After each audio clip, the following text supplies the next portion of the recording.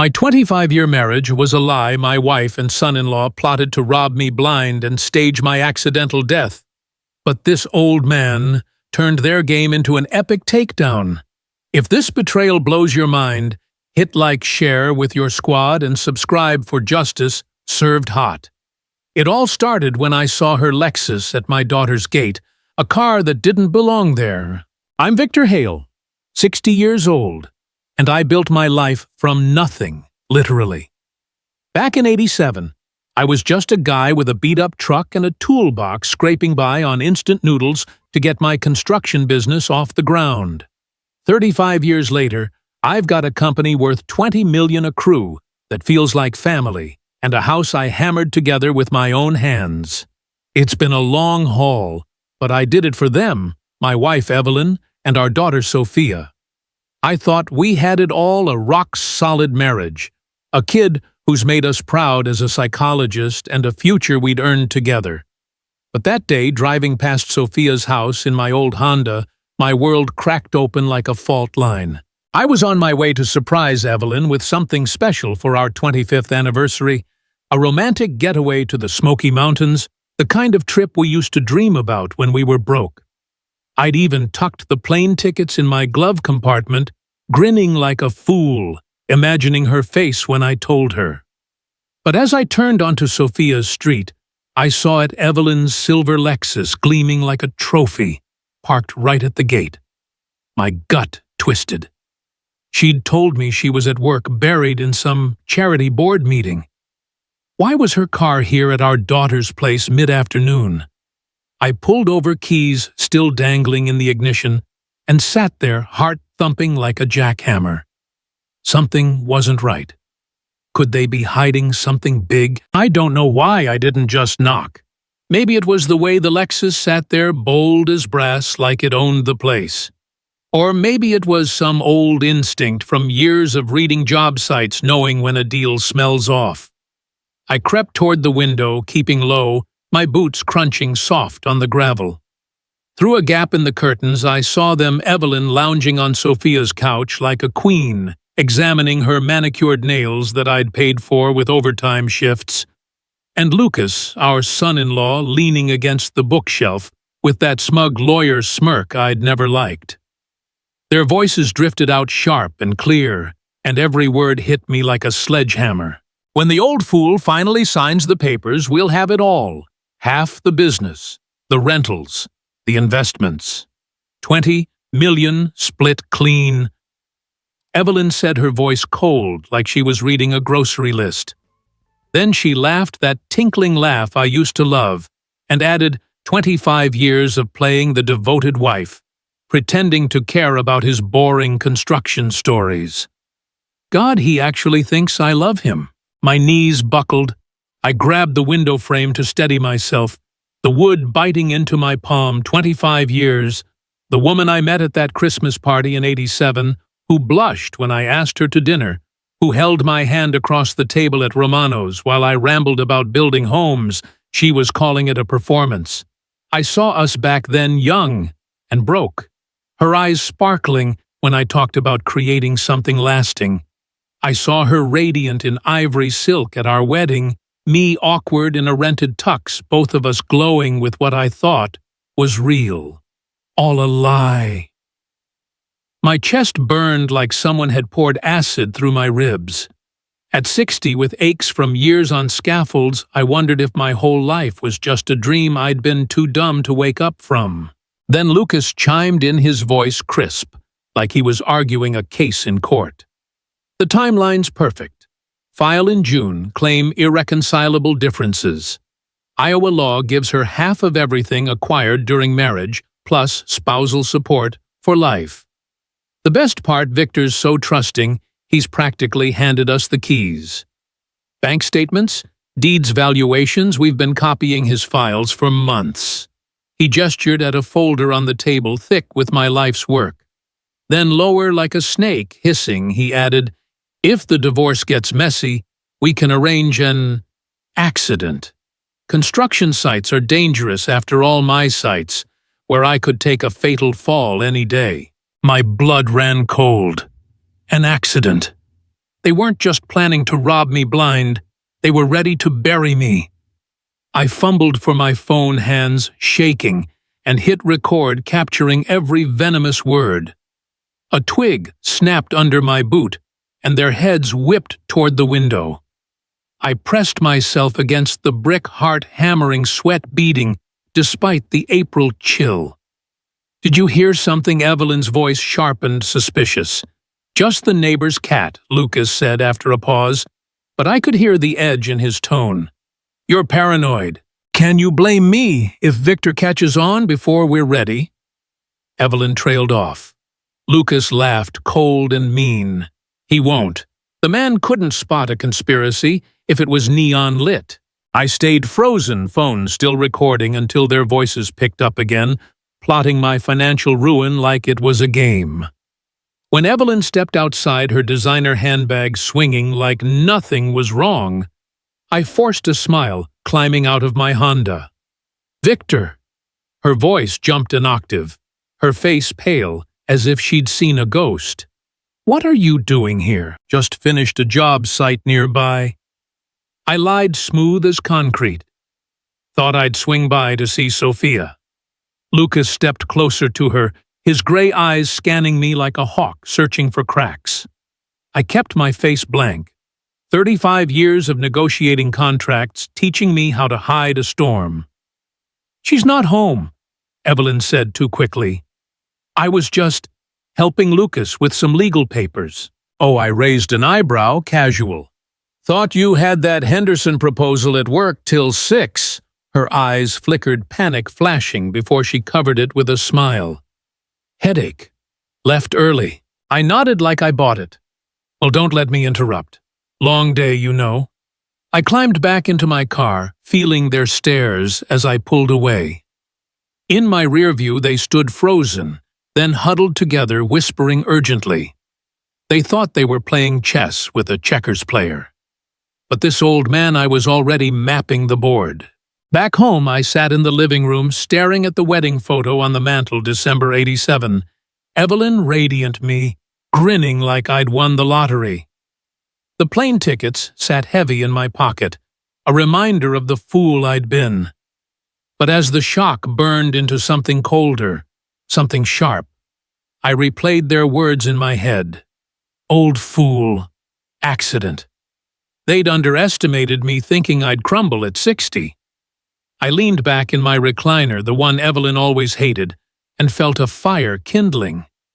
They wanted my empire. They'd have to fight for it. And how do you fight the people you built your life for? The 15-minute drive home felt like a blur, my Honda finding its way back through traffic on autopilot. I pulled into the driveway of the house I'd built back in '95, every nail, every beam a testament to pulling myself up from dirt-poor roots. It was supposed to be our foundation, a symbol of what hard work could create for a family. Now it just felt hollow, like the walls were closing in on a life I didn't recognize anymore. I sank into my leather recliner, the ugly one Evelyn always griped about, not matching the formal living room, and pulled out my phone. My hands were steady now, the shock from earlier hardening into something else. I hit play on the recording, and their voices filled the room again, poison seeping through the speakers. Evelyn's laugh mocking our 25 years as a performance. Lucas outlining the divorce timeline, like a business plan complete with spousal support for life, and that chilling hint about an accident on my job sites. Every word dug deeper, but this time I listened like a foreman, inspecting a faulty blueprint, analytical, searching for weak spots. As the audio looped, memories flooded in, sharp and unwelcome. Things had started shifting around 2020, right after I landed that big municipal center contract, $50 million over 3 years, the kind of win that should have had us popping champagne. Instead, Evelyn was at the kitchen table flipping through a real estate magazine, demanding the Elm Street house with its pool and $4.2 million price tag. No congrats, just what my sweat could buy her. From there, it escalated country club must-haves, hints about other husbands spoiling their wives with Mercedes just because, all while she racked up spa days on my overtime. I'd chalked it up to getting older, but now it was all calculated her way of keeping me hooked, while she plotted with Lucas, who sneered in the recording about how I was too busy pouring concrete to notice. The pain hit hard at first, like a gut punch that left me winded. 25 years of building a life together, reduced to a scam. But as I replayed that tape for the third time, the hurt cooled into something colder. Anger sharp and focused. They called me an old fool, thought I'd roll over at 60 with creaky knees from years climbing scaffolds. Well, they were about to learn different. This wasn't checkers anymore. They'd started a chess game, and I knew the board better than they ever could. I wasn't going to yell or confront them, not yet. That'd tip my hand. No, I'd play smart, turn their scheme against them. But first I needed eyes on what they were really up to. What if I installed some hidden cameras? Could I catch more of their dirty secrets in action? I scrolled through my contacts and dialed Elias Webb, my accountant, and an old buddy who'd been with me since the early days. "Victor, it's late," he answered, sounding half asleep. "Everything okay?" "Not really. Elias, I need you to look into something quietly." I filled him in on the basics, no details about the recording yet.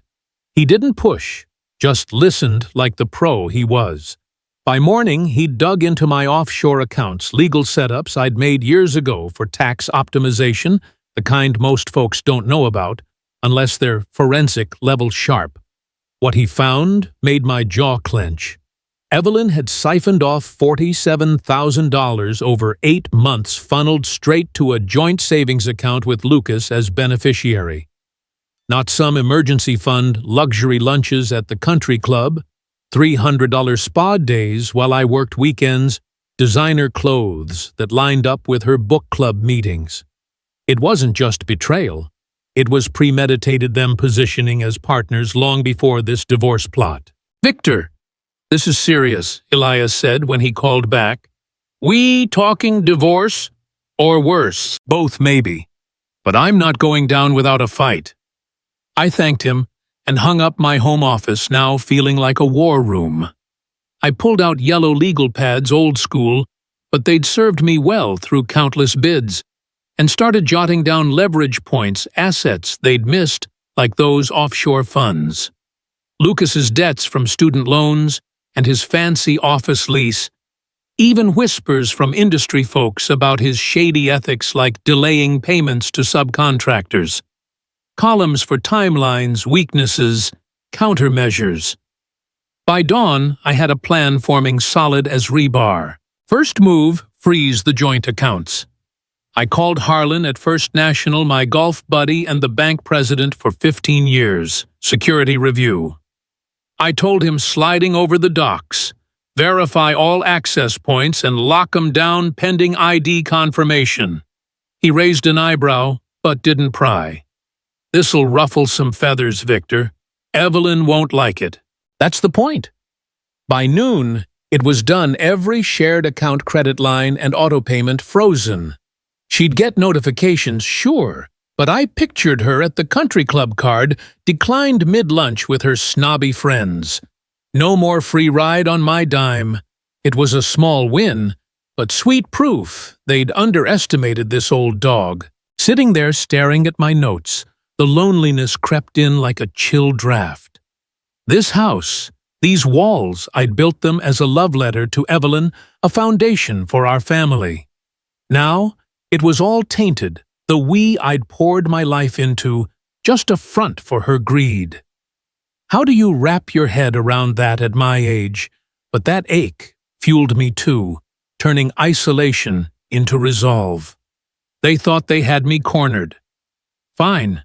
Could I catch their next move before they caught me? That question lingered in my mind all night. Could I catch their next move before they caught me? By morning, I'd made up my mind. No more sitting back, waiting for the hammer to fall. I called Elias again, keeping my voice low like we were plotting a heist. "Need your help with something else," I said. "Know any discreet tech guys for home security? The kind that won't raise eyebrows." He didn't ask why, just hooked me up with a pro who installed hidden cameras around the house, tiny things linked to an app on my phone. Logic was simple. If Evelyn and Lucas were scheming, they'd slip up somewhere and I'd be watching without them knowing. High-tech enough to stay under the radar, just like those offshore accounts they'd missed. It didn't take long for the cameras to pay off. A couple days later, while I was at a job site pretending everything was normal, my phone buzzed with a motion alert and a cryptic text from an unknown number. "Watch your step on site, old man." My gut clenched. Was this their first jab at that accident they'd whispered about? I ducked into my truck, pulled up the app, and there they were, Evelyn and Lucas, slipping into our living room like thieves in broad daylight. She'd said she was running errands. He was supposed to be at his office. But here they were, huddled close, voices low but clear through the audio feed. "We need to accelerate," Lucas said, pacing like a caged animal. "Victor's frozen the accounts. That's not coincidence. He must have overheard something." Evelyn nodded, her face twisted in that calculating way I'd started to recognize. "Fine, but what about the kid?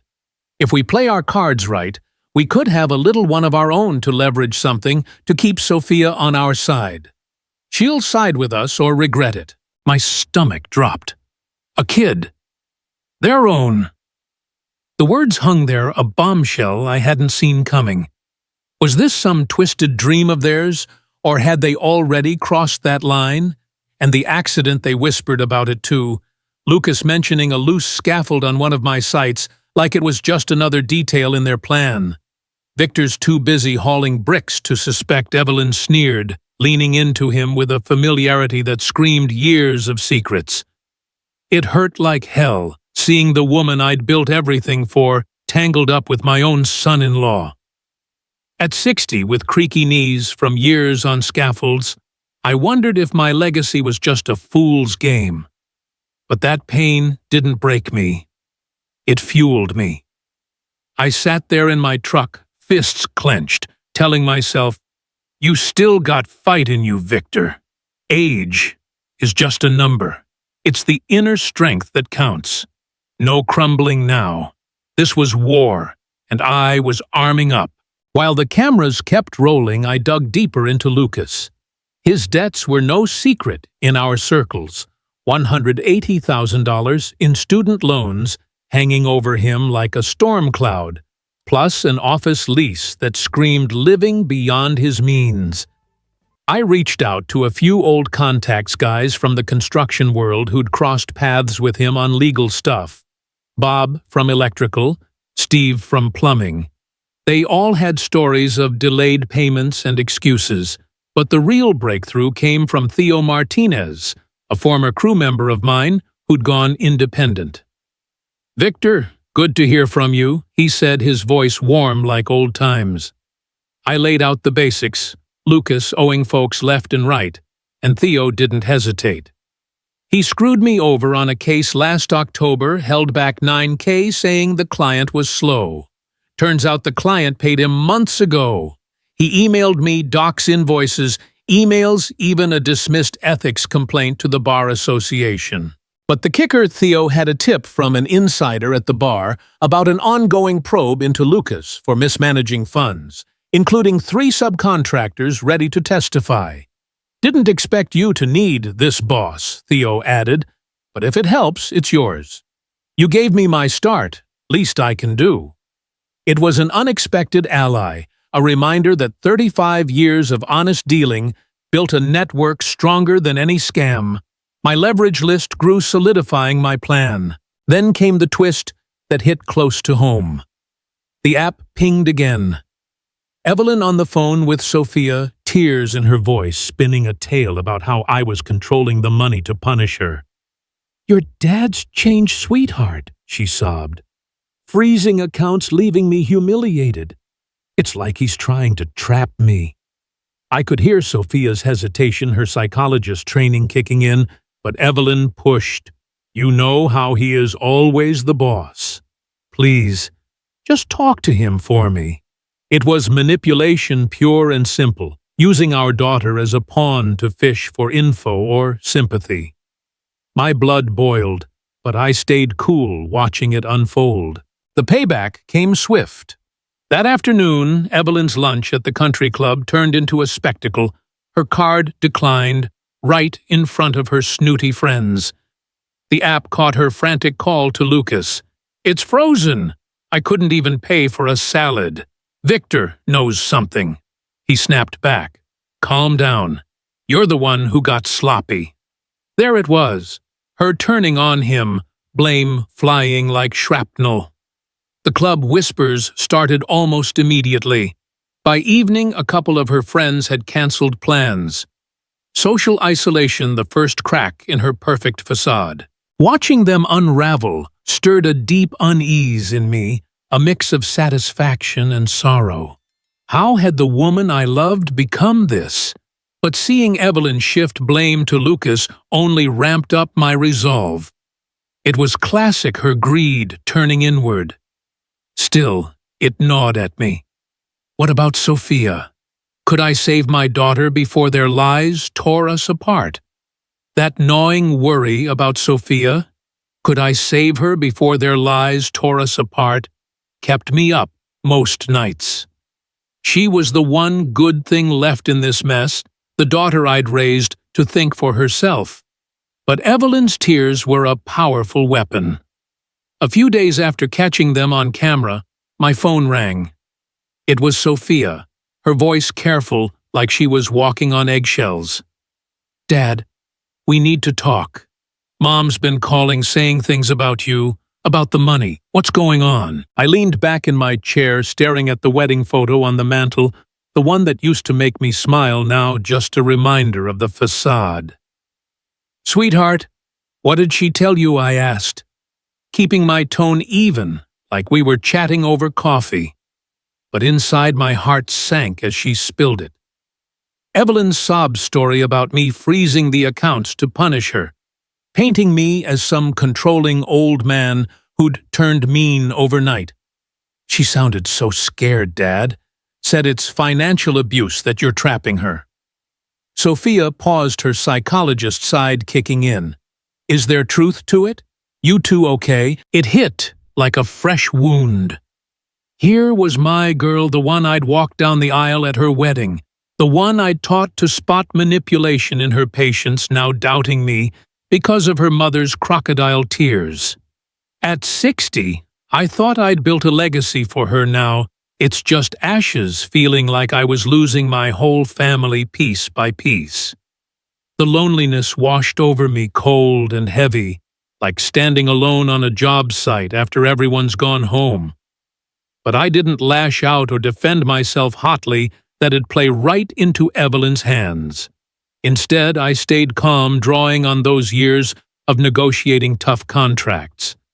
Sophia, things aren't what they seem. Your mom's spinning a tale, but I'm not the villain here. Give me a chance to show you. She hesitated, that careful neutrality in her voice, the same she used with clients. Okay, Dad. But if something's wrong, you'd tell me, right?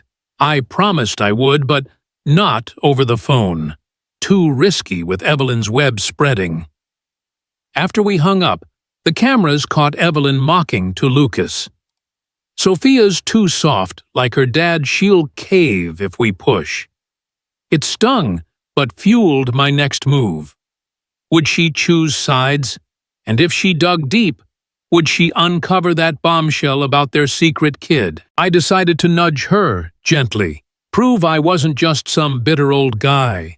I forwarded a couple of old emails from Evelyn's account, ones I'd pulled during my war room sessions, nothing too damning yet, just hints of her book club meetings lining up with Lucas's schedule and vague mentions of our future plans. Check these out. I texted her, use that sharp mind of yours, like I taught you truth over emotion, remember? It was a lesson from her high school days when she'd come home upset about some drama, and I'd sit her down saying facts cut through the noise. Now at my age it felt like passing the torch, showing I was still the dad who had her back, wise enough to guide without forcing. Sophia didn't respond right away, but I could picture her brow furrowed, like when she studied for exams, piecing it together with her psychology training. A day later she called back, voice edged with doubt. "Dad, those emails, they're weird. Mom's been vague about her schedule for years. And I found something else, dug into some old family stuff online, ran a quick search on Lucas's name." She paused, like she was bracing herself. "There's an email chain from a couple years back buried in her trash folder. It talks about a kid, their kid. Something about keeping it quiet until things are settled. Is this real?" Her voice cracked like her world was breaking too. The twist landed hard, even though I'd suspected it from the camera feed. A secret child between Evelyn and Lucas. A hidden betrayal that went beyond money, straight to the heart of our family. Sophia's hurt poured out, the professional mask slipping, as confusion turned to anger. If it's true, she's been lying to me too, using me to get to you. Evelyn must have sensed the shift. The cameras caught her pacing later, snapping at Lucas over the phone. Sophia's asking questions. If she finds out about the baby... Her panic was rising, making them sloppy, just like I'd hoped. It was a sweet kind of payback, watching Evelyn's web start to fray from the inside. Sophia's doubt was the first real crack, her digging deeper, a sign she was breaking free. But it tore at me too, seeing the betrayal spread to her, the innocent one caught in the crossfire. At my age, you want to shield your kids from the ugly stuff, but here I was guiding her through it. Still, that father-daughter bond felt stronger in the mess, a reminder that truth could heal what lies had broken. And as Evelyn's panic grew, I knew it'd push them to desperate moves like that accident they'd hinted at. Could I protect Sophia before their desperation turned deadly? Evelyn's panic, caught on camera, was a sign the noose was tightening, but it left me uneasy. Could I protect Sophia before their desperation turned deadly? I'd stirred the hornet's nest by freezing their accounts, and their whispers about a loose scaffold from the camera feed echoed in my head. A few days later, at my biggest job site, a medical center I'd been building for months, it happened. I was up on the third floor checking rebar placements when a crane cable snapped, sending a steel beam crashing inches from where I stood. The crew shouted, dust choking the air, and my heart pounded like a jackhammer. Someone had tampered with it. I knew my equipment, my safety checks. This wasn't an accident. It was their move. Who was behind it, and how the hell was I going to survive their next shot? Fear hit me hard, a cold sweat breaking out as I gripped the railing legs, shaky from the near miss. At 60, with creaky knees from decades climbing scaffolds, you don't expect to dodge death on your own turf. For a split second, I saw my life flash, Evelyn's smile at our wedding. Sophia's first steps, the empire I'd built from nothing. Was this what they wanted me gone in a tragic mishap? But fear turned to fire fast. I wasn't some frail old man they could knock off. Age don't make you weak, Victor, I muttered to myself, steadying my breath. You've outsmarted tougher odds than this. My gut, honed by years sniffing out bad deals, told me to move fast. They thought they'd scare me silent, but I was done playing defense. Back at the site office, I pulled up the security footage cameras I'd insisted on after a string of thefts last year. There it was, a figure in a hoodie late the night before, messing with the crane's cable. Grainy, but deliberate. I saved the clip, my hands steady now, and sent it to Theo Martinez, my old crew member who'd already come through with dirt on Lucas. Need you to pass this to your cop buddy off the record, I told him. Someone's trying to take me out. Theo didn't blink. Got your back, boss. This smells like sabotage. He promised to get it to a detective friend, no questions asked. Meanwhile, I cross-checked the footage against my suspicions. Lucas wasn't dumb enough to do it himself, but he'd hired someone sloppy. That was my leverage, another brick in my plan. That evening, my phone buzzed with a blocked number. A voice low and muffled hissed through. "Back off, Hale, or next time the beam won't miss." I froze, gripping the phone tight, but didn't bite back. Lucas, or someone he'd paid, thought they could rattle me. Instead, I recorded the call, my mind racing. This was their mistake proof. They were desperate, slipping up just like I'd hoped. I added it to my war room files alongside Theo's Bar Association tip about Lucas's ongoing probe for skimming client funds, $23,000, still owed to subcontractors, with a hearing looming. The bar was closing in, thanks to my nudge through Theo's contacts. Payback tasted sweet, knowing Lucas's law license was dangling by a thread while I tightened my grip on their scheme. But the real gut punch wasn't the threat. It was Sophia. Knowing she was caught in Evelyn's lies, teetering between doubt and trust, made my chest ache. The cameras caught Evelyn doubling down later that day, her voice sharp on another call to Lucas Sophia's, asking too many questions about that email. If she keeps digging, we're screwed. Lucas snapped back, cold as ice. Then make her stop, or we'll have to deal with her too. Deal with her, my daughter, their pawn, now a potential target. The audacity of it, their willingness to drag Sophia into their mess, lit a rage in me I hadn't felt in years. But I kept it locked down, channeling it into strategy. No yelling, no charging in. That's what they expected from the old fool. Instead, I'd let their own panic bury them. Sitting in my office, surrounded by yellow legal pads and the hum of my laptop, I felt the weight of it all. The injustice of it. 35 years of grinding, building a life for my family, only to be targeted for a takedown, could have broken a lesser man. But I'd faced worse bankruptcies, labor disputes, nights wondering if I'd make payroll. Each time I'd come out stronger, and this was no different. Still, Sophia's face haunted me, her voice cracking over that email about their secret kid.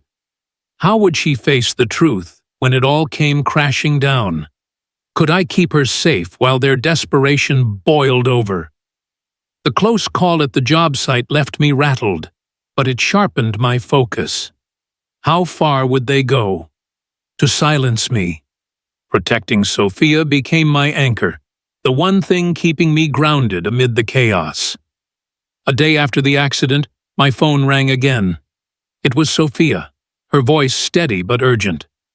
"Dad, I need to come over. Alone." I agreed, my heart in my throat.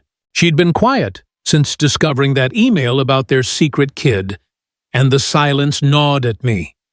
Was she pulling away or gearing up for something big? Would she confront Lucas? And if she did, how would she handle the fallout? She showed up that evening, eyes red like she had been crying. But there was a fire in them too, the same determination I'd seen when she graduated college against the odds. We sat in the living room, the wedding photo looming like a ghost, and she didn't waste time. "I talked to Lucas," she said, pulling out her phone. Confronted him straight up about the emails, the lies. My pulse quickened. I'd sent her a copy of the recording from that day at her house, urging her to listen when she was ready.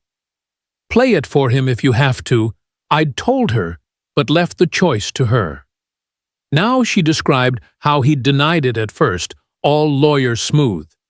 But when she hit play, Evelyn's mocking laugh filling the room, their plot laid bare. He cracked. He went pale, Dad, stammered about it being complicated, but I saw the guilt. And when I asked about the kid, he shut down completely. The curiosity burned. What would she do next? Divorce, spill it all. I sat there loath to push, but inside I was a mess of worry. For a moment, she went silent, staring at her hands. And I feared the worst, that Evelyn's tears had won her over, that I'd lost my girl for good. At my age, the thought of family splintering like that hit hard, a deep ache, like losing a limb. But then she looked up, eyes fierce. "I believe you, Dad. All of it." Hearing Mom laugh like that, plotting to rob you blind, it's like I never knew her. Relief washed over me, warm and steady, like finding solid ground after a storm. She shared her pain, then voice cracking as she admitted feeling used like a tool in their game, her psychology skills twisted to back their lies. She tried to make me her ally, Dad. Said you were abusive. But now, it's her who's been manipulating everyone. It was a raw moment, her opening up like that, reinforcing what real family meant. Not blood, but truth and trust. We didn't dwell in the hurt long. Sophia's fire turned to focus, and we started planning together right there over coffee. "We need to confront Mom," she said, her therapist brain kicking in. "But smart, not emotional. I can interrogate her, use what I know about reading people to get the truth out." I nodded, feeling a swell of pride. This was my girl turning pain into strategy.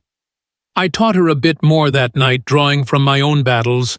Life knocks you down, but you rebuild from the ruins one brick at a time. Don't rush. Lay the foundation strong.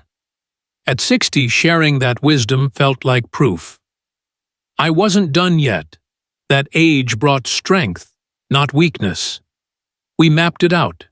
She'd meet Evelyn, probe gently about the emails and kid, while I listened via a hidden mic. Nothing fancy, just enough to catch any slips. The twist came faster than expected. Sophia, not one to sit idle, had quietly ordered a DNA kit online using a hair from Evelyn's brush she'd grabbed during a visit. I had to know for sure, she told me later, her voice steady but edged with betrayal. The results hit like a freight train, positive match, confirming Lucas as the father of a child. Evelyn had hidden away with a relative out of state. "She's been lying about everything, Dad, even to me." Sophia didn't explode, she channeled it. She shared the news discreetly with a couple close friends in Evelyn's social circle, not out of spite but to cut the facade. Word spread like wildfire whispers at the club. Cancelled invites, Evelyn's perfect life crumbling under the weight of her own secrets. The cameras caught her meltdown, ranting to Lucas. "Sophia knows she's ruining me." His cold reply, "You brought this on us." It was payback at its sweetest. Evelyn's isolation starting early, her greed biting back without me lifting a finger. As we huddled over those plans, the bond between us healed some of the raw spots. Sophia leaned on me, sharing how used she felt, like her whole childhood was a stage set for Evelyn's show. "But you were always real, Dad, the one who showed up, who built things that last." It warmed me, that father-daughter connection pulling us closer amid the wreckage. For the first time in weeks, hope flickered. Justice wasn't just revenge. It was reclaiming what was true. And as Evelyn's world shrank, our fight grew, leading to the bigger push, spreading the truth wider, hitting their social and financial shields. But how deep would Sophia dive into this battle with me? Seeing them turn on each other like that, caught on tape, was a sign my plan was working, but it also meant the showdown was coming. How would they react when I finally stepped out of the shadows? I didn't have to wait long. A couple days after their blame game, Evelyn showed up at the house unannounced, her Lexus pulling up like she still owned the place. She knocked, tentative, and when I opened the door, her face was all forced smiles and pleading eyes. "Victor, can we talk?" "Just us, like old times." I let her in, keeping my expression neutral, but inside I braced. This was her play, trying to sweet-talk her way back, convinces me to drop it all. But I knew better. Would she deny everything when I laid it out, or crack and show her true colors? We sat in the living room, the air thick with tension, that wedding photo staring down like a judge. She started soft tears welling up, classic Evelyn move. I've made mistakes, Victor. But 25 years, doesn't that count for something? Please unfreeze the accounts. We can work this out. Go to counseling. Start fresh. Her voice trembled, hands reaching for mine like in the old days. For a split second it tugged at me, the woman I'd loved, the mother of my child, begging. At 60, you don't shake off decades that easy. But then I remembered the recording, her laugh mocking our life as a performance. I pulled back, steady as a rock. Mistakes, Evelyn, like plotting to rob me blind, or that kid you and Lucas have been hiding. Her face went white, eyes wide like a deer in headlights. What are you talking about? She stammered, but the panic was there, cracking her mask.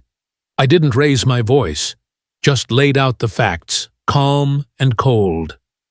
The emails, Sophia found, the DNA results, the whole twisted secret. She denied it at first, sputtering excuses. It's not what you think. Lucas forced me, but as I pressed, showing a printout from the test, the facade shattered. She stood up, face twisting in rage. You nosy old bastard, always controlling everything, sniffing around like you own me. If you'd just signed the papers, we wouldn't be here. The venom poured out her true self, exposed, no remorse, just fury at being caught. It hurt, hearing the woman I'd built a life with spit poison like that. One last stab of pain, like saying goodbye to a ghost. But I held firm, no shouting back. At my age, I'd learned control was my power. As she stormed out, cursing under her breath, a strange freedom settled in, like shedding dead weight I'd carried too long. I didn't let her words rattle me. Instead, I turned it into leverage. The next day, I called her back, voice even. Come over, we need to settle this. She showed up wary but desperate, her club friends ghosting her cards still frozen. I laid out the evidence on the table, recordings, emails, DNA, even the bar probe on Lucas. Sign this, I said, sliding over divorce papers I'd had drawn up, prenup from '87 kicking in, limiting her to basics, no spousal support after the betrayal. She balked at first, tears again, but I didn't budge. Or it all goes public, the affair, the kid, the plots. Your choice. Remembering how I'd started with one beat-up truck, scraping by on noodles, building coal construction, nail by nail, that grit kept me steady. She signed, hands shaking, her empire of lies crumbling. It was proof I wasn't broken. I was unbreakable. The twist came that night, my phone alerting me to a breach attempt on my accounts. Lucas, the slick lawyer, trying to hack in, probably desperate for dirt or funds. But I'd beefed up security with Elias's tech guy weeks ago. The attempt failed, logging his IP like a fingerprint. I smiled in the dark, his arrogance biting back. The next morning, Theo called with news the Bar Association had suspended Lucas's license pending full investigation. Those ethics complaints and fund mismanagement finally sticking. Clients bailed faster than rats off a sinking ship. Payback didn't get sweeter, he'd built his life on shortcuts. Now it was collapsing. As Evelyn slunk away with her tail between her legs, a quiet satisfaction settled over me. Seeing her true face, the venom behind the mask, it was the end of an era, but freeing too. The hurt faded, replaced by that hard-won sense of justice. Folks like us, grinding through life, deserve better than being played. And as I geared up for the final face-off in court, that feeling grew. Fairness wasn't just a word. It was coming steady and sure. How would they hold up when the judge heard it all? Evelyn's meltdown after signing those papers was the spark I knew court was next, where the real fireworks would fly. How would they hold up when the judge heard it all? The hearing came quicker than expected. The Davenport County Courthouse feeling like a battlefield I'd prepped for months. I walked in steady suit, pressed my war room files tucked under my arm. Evelyn and Lucas were already there, here in a conservative dress, playing the victim, him adjusting his tie with that lawyer swagger. But their eyes darted nervous. The isolation and losses had worn them down. As the session started, they launched right in, accusing me of fabricating evidence and financial abuse to control Evelyn. He's manipulated everything, Lucas argued, voice crisp, but edged with desperation. Frozen accounts stalked us. It's harassment. Evelyn nodded, tears welling. I'm terrified of what he'll do next. The room tensed, the judge eyeing me sharp. Would Sophia show? And if she did, how would she flip this on its head? My heart raced under the calm exterior, the air thick like before a storm on a job site. At 60, facing down my ex-wife and son-in-law in court wasn't how I pictured retirement, but I held steady years of staring down tough bids, keeping me grounded. When my turn came, I didn't raise my voice, just presented the facts, cool as concrete. First, the recording from that day at Sophia's house, their voices filling the chamber. Evelyn mocking our marriage, Lucas plotting the divorce grab, and that chilling accident. Then the emails, the DNA results proving their secret kid a bombshell that made the courtroom murmur. Evelyn's face drained of color, Lucas shifting in his seat. I felt it then, justice creeping in slow but sure, like dawn after a long night. No gloating, just the quiet certainty that truth was finally breaking through. The real game changer came when the judge asked if I had witnesses. The doors opened, and in walked Sophia, poised but determined, her psychologist credentials in hand.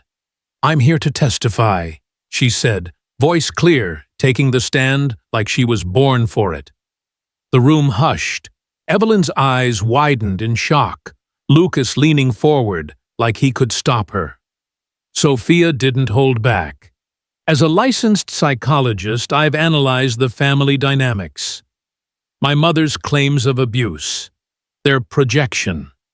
She and Lucas manipulated me, tried to use my expertise to back false allegations. She laid it out, the emails she'd found, the DNA confirming the hidden child. How Evelyn's tears were a tactic to gaslight. This isn't abuse from my father. It's a calculated scheme to destroy him financially and emotionally. The judge nodded, pen scratching notes. It was sweet revenge watching their lies unravel through my daughter's words, proof of the strength I'd instilled in her. The judge dismissed their petition, flat, banging the gavel. Baseless claims. I'm referring this for perjury investigation. Evelyn slumped, defeated. But the twist hit like a sucker punch. As the ruling sank in, Evelyn's fake tears turned real, or so it seemed. Please, Your Honor, she sobbed. He's twisting everything. But when the judge waved her off, the mask slipped. She stood, face contorting in rage, pointing at me. You ruined us, you stubborn old prick. If you'd just died in that accident, we'd be free.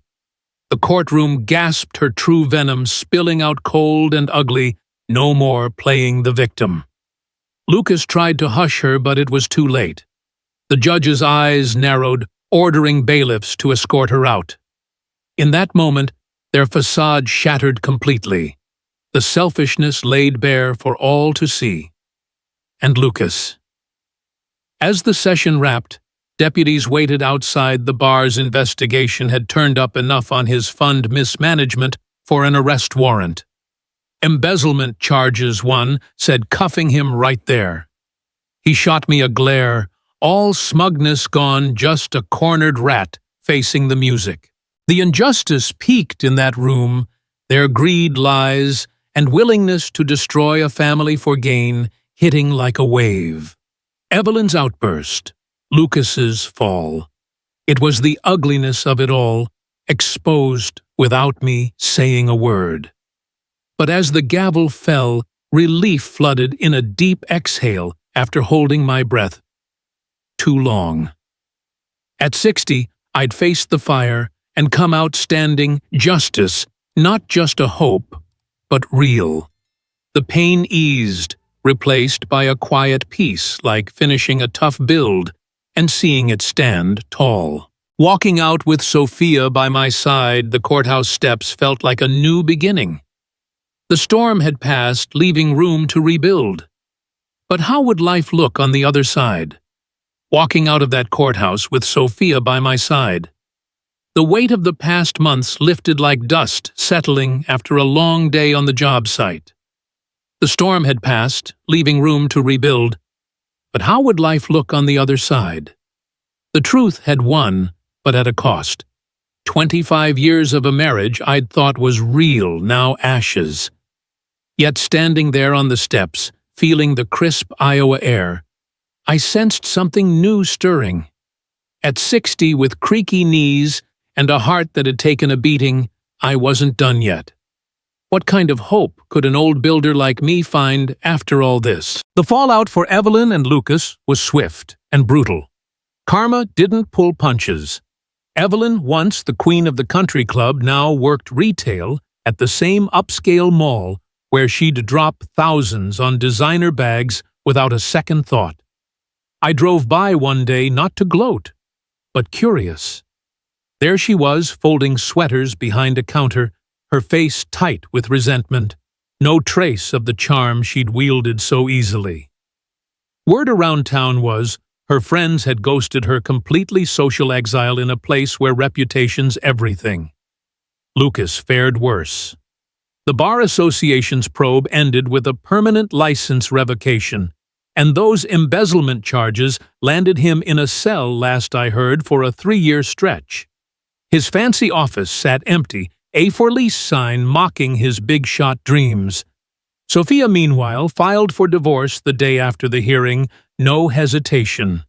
"I'm done with liars," she told me, her voice firm. By spring, she'd opened a new therapy practice, specializing in helping families spot manipulation. Her own scars turned into strength. Their downfall felt right, like a blueprint coming together after months of chaos. But the real shift was in me. The pain of Evelyn's betrayal, her laugh calling our life a performance, the secret kid, the near-death accident, had carved deep. For a while, I'd wake up in that house I built, expecting her chatter to fill the silence, only to find quiet. It stung, no question, like losing a limb you didn't know you'd miss. At 60, you don't just shrug off a quarter-century of lies. But pain's a funny thing, it either breaks you or builds you. I chose the latter, leaning on the same grit that got me from a beat-up truck to a $20 million company. Sitting in my office, surrounded by old contracts and yellow legal pads, I'd think back to those early days, nights of instant noodles, sketching plans by lamplight. If I could build an empire from nothing, I could rebuild my life too. Age wasn't a chain, it was just another scaffold to climb. That resolve drew new light into my days. At a Chamber of Commerce mixer, I reconnected with Clara, a sharp-witted contractor who'd worked with me on a few projects years back. She'd always been straight up, no nonsense, the kind who'd call a bad deal what it was. Over coffee, we got to talking not about business, but life. "You've got a spark, Victor," she said one evening, her eyes warm. "Most guys would have folded after what you went through. It wasn't flirty nonsense. It was real, like a hand extended when you're down." We started grabbing dinners, sharing stories, hers, about building her firm, mine, about surviving this mess. At my age, I didn't expect a new chapter, but Clara reminded me that 60's just a number. You can still lay a foundation for something true, something lasting. It wasn't love yet, but it was hope. A chance to build again, this time with someone who saw me. For me. My company, Cole Construction, didn't just survive, it thrived. The community rallied around me, their trust in my honest dealings turning into new contracts, bigger projects. Word of Evelyn and Lucas's scheming had spread, but so had my story folks respected a guy who'd stood tall against betrayal. Every handshake, every new bid felt like proof. My reputation, built brick by brick over 35 years, was stronger than their lies. But I couldn't resist one last jab. I mailed Evelyn a mock invoice labeled 25 years of labor, itemizing the overtime, the sacrifices, the life I'd poured into our marriage. No dollar amount, just a note, paid in full by truth. It was petty, sure, but sweet justice in black and white, a reminder she'd lost everything she'd schemed for. The final twist came one quiet evening, sitting in my recliner, the one Evelyn always hated. I pulled out an old photo album, flipping to a picture from our 10th anniversary, a cruise to Alaska. Evelyn laughing as we watched glaciers calve. Back then, I'd thought it was love, pure and simple. Now I saw it for what it was, a performance her smiles calculated to keep me working, earning while she planned her exit. I closed the album and looked around my house, still standing, still mine, now filled with a different kind of quiet. Not hollow, but honest. The contrast hit hard, the fake past versus the real present. Evelyn was alone, her social circle gone, her life a shadow of the luxury she'd chased. Me, I had Sophia, Clara, my crew, my work things built on truth, not lies. The injustice of it all, her greed, Lucas's arrogance, their willingness to tear a family apart, still stung, but it fueled something bigger. As I sat there, rain tapping the windows I'd installed back in '95, I felt a deep satisfaction, not just from their fall, but from knowing the truth had won. Family isn't just blood.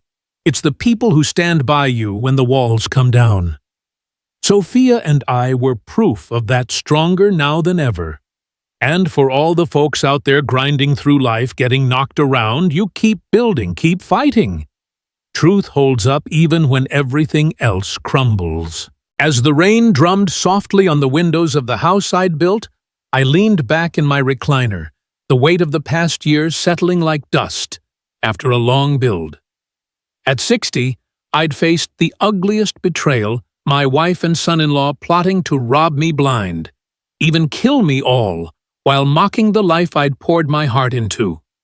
But I didn't break. With every lie they spun, I fought back quietly, smartly, with the grit of a man who'd started with nothing but a beat-up truck and a dream. Sophia, my daughter, stood by me. Her strength, a mirror of the lessons I'd taught her. Truth cuts through the noise always. Now with Evelyn exiled to a life of folding sweaters and Lucas behind bars, I'd reclaimed my peace. My company thrives, new contracts rolling in, and with Clara by my side, I'm building something new, not just a business, but a life rooted in honesty. The lesson here, no matter your age, no matter the scars, you can rebuild from the ruins if you hold fast to what's real. Truth wins, and so do those who fight for it. If this story hit you hard, if it sparked a fire to stand up for what's right, hit that like button, share it with someone who needs a dose of justice, and subscribe for more stories of grit and comeback. Keep building, folks, your foundations stronger than you know.